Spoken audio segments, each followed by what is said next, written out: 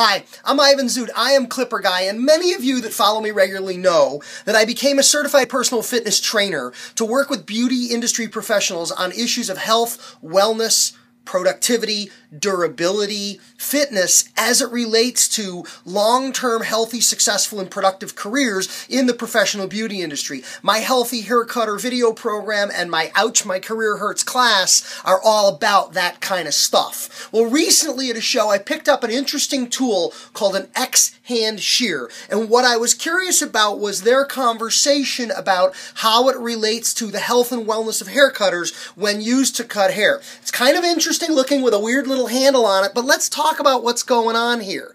The conversation was all about how do we use our body. Conventional shears have our thumb below our hand. They frequently have our wrist extended or extended in an awkward, unnatural position. And from time to time, our thumb can be pushed over sideways like that, creating impingement, creating stress in our wrist joint, which also can create challenges with shoulder movement, our neck, and our upper back. A whole host of challenges that are popular with high-volume hair cutters, and who knows high-volume hair cutters better than Clipper Guy? So I picked up a pair of these shears. I want to show you how they fit in my hand and how the action on them works, and in another video or two, we'll actually put them to some hair and see how they do. A curious and interesting concept. Let's take a look. When putting the X-Hand Shear in my hand, I'm going to open up my hands, kind of a live long and prosper Mr. Spock thing going on there. I'm going to insert the lower handle in. I'm going to wrap my index finger around that lower handle.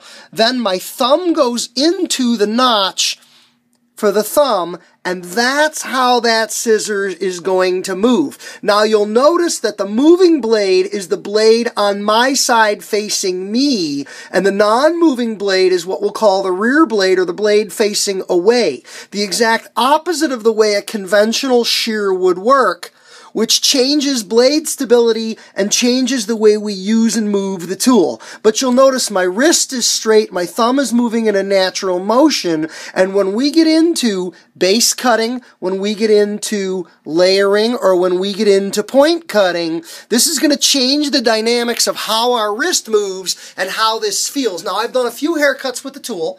Old dogs, new tricks. I'll tell you, it is a little awkward and unusual at first. I also got used to it very rapidly. Long term, I don't have an answer for you yet as to whether or not this is going to be quote-unquote good for me in my wrist. Certainly as a different motion, I felt some muscle stress or strain using my wrists differently than I always have. I've been doing this for a long time.